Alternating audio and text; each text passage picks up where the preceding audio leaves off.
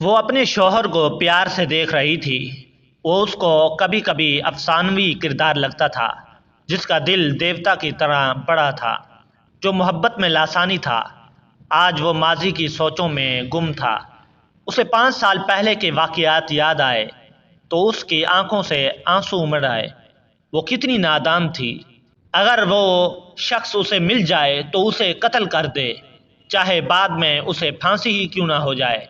اس کی ملاقات اس لڑکے سے پہلی بار ایک ریسٹورنٹ میں ہوئی، جب وہ اپنی سہیلیوں کے ساتھ کھانا کھا رہی تھی۔ ان کی نظریں آپس میں ملیں۔ اس کی شخصیت میں سحر تھا۔ اس لڑکے نے ایک پرچی پر اپنا فون نمبر دیا اور اپنے ٹیبل پر رکھ دیا۔ اس کی قسمت خراب تھی کہ اس نے اس پرچی کو بعد میں اپنے پرس میں رکھ لیا۔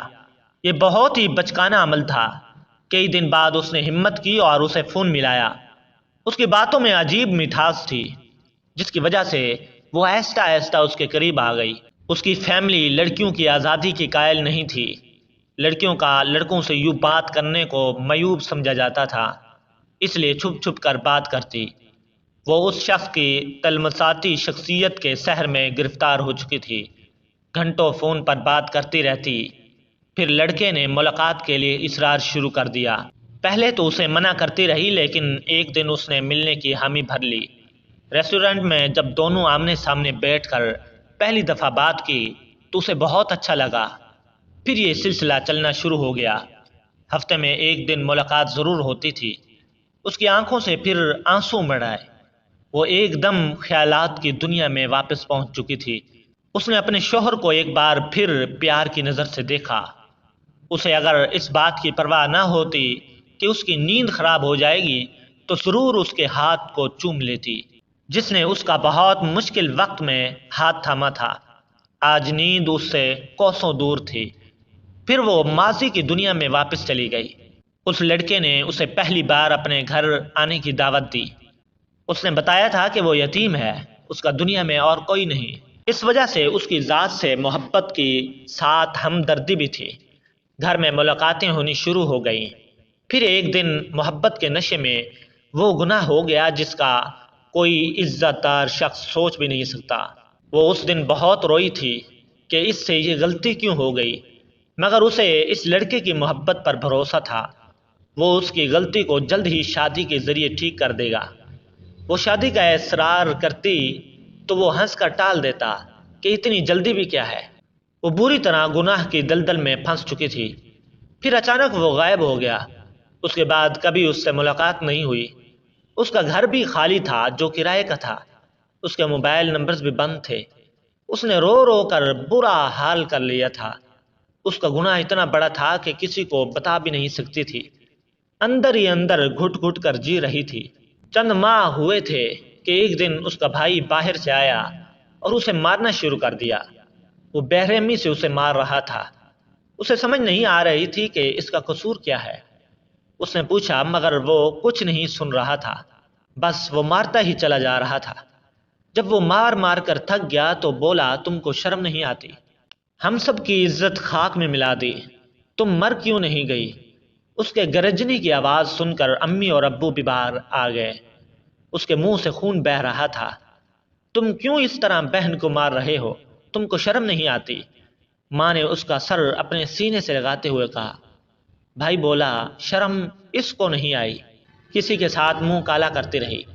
بھائی کی یہ بات سن کر اس کے پیروں تلے زمین نکل گئی کہ بھائی کیا کہہ رہا ہے۔ پھر اسے پتہ چلا کہ جس سے وہ محبت کرتی تھی، جس کو اس نے سب کچھ دے دیا تھا، وہ فرعون صرف انسان تھا۔ وہ ایک بھیڑیا تھا جو شکار کرتا تھا۔ اس نے خفیہ کیمروں کے ذریعے وہ خفیہ مناظر کو محفوظ کر کے چند پیسوں کے لیے انٹرنیٹ پر فروخت کر دیا۔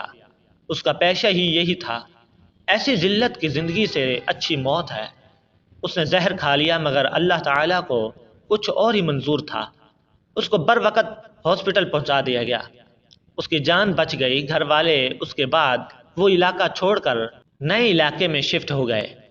ایک دن اس کے والد نے بتایا کہ ایک رشتہ ہے، معقول لڑکا ہے، اچھی جاب کرتا ہے، کل لڑکے والے دیکھنے آئیں گے۔ لڑکے والے آئے اور اسے پسند کر گئے، مگر وہ خود دل سے مطمئن نہیں تھی۔ اسے سچ بتانا تھا۔ اس نے کسی طرح لڑکے کا نمبر لیا اور اس سے بات کی۔ اس نے سب کچھ سچ سچ بتا دیا۔ اس نے ساری باتیں سننے کے بعد کھلے دل سے اس کو قبول کیا۔ اس نے زندگی کے کسی موڑ پر بھی اسے اس بات کا طعنہ نہیں دیا، بلکہ اس نے اس کی سوچ سے زیادہ اس کا احترام کیا اور پیار دیا۔ تم ابھی تک سوئی نہیں ہو، آرام کرو۔ اس کے شوہر کی آنکھ کھل گئی۔ جی میں بس سونے والی ہوں۔ اس نے سائیڈ پر رکھے ٹیبل لیمپ کی لائٹ بجھا دی، مگر ماضی کی سوچیں اس پر حاوی تھی۔ نیند کی دیوی آج اس پر مہربان نہیں تھی۔ 10 سال بعد ایک دن دونوں میاں بیوی عام دنوں کی طرح شاپنگ پر نکلے۔ ایک اشارے پر ایک بھکاری ان سے بھیک مانگنے کے لیے آگے بڑھا۔ اللہ کے نام پر دے دو، اللہ جوڑی سلامت رکھے۔ وہ اسے صاف دیکھ سکتی تھی۔ اس نے 10 کا نوٹ پرس سے نکال کر اسے پکڑا دیا۔ اس کی زندگی کا آج بہت بڑا مسئلہ حل ہو گیا تھا۔ جس نے اس کی روح کو اندر سے گھائل کر رکھا تھا، وہ اس فقیر کی جسمانی خستہ حال کو دیکھ سکتی تھی۔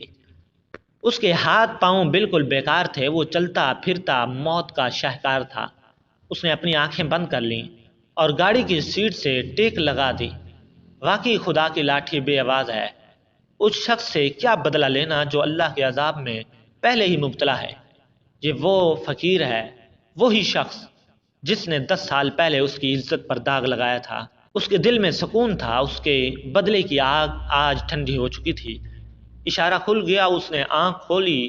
وہ جاتے ہوئے اس فقیر کو دیکھ سکتی تھی جو ایک گاڑی کے پیچھے بھیک کے لیے بھاگ رہا تھا۔